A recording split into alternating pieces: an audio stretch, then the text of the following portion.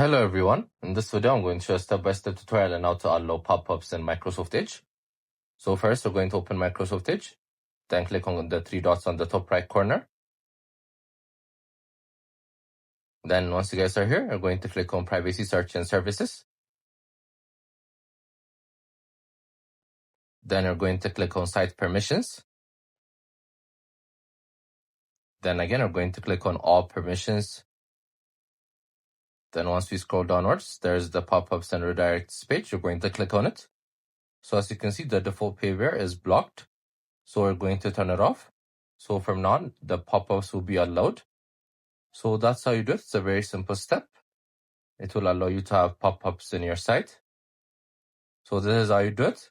Make sure to also check our other videos as we've been posting daily. I hope you guys like this video. Subscribe for more, like for more, share for more. I hope to see you again. Goodbye.